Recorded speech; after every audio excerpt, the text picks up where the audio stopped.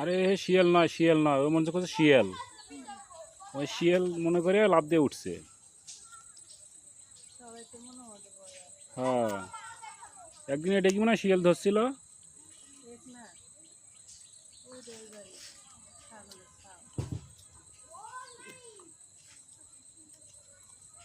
ব্যস্ত আছো তো খাওয়া নিয়ে খুব।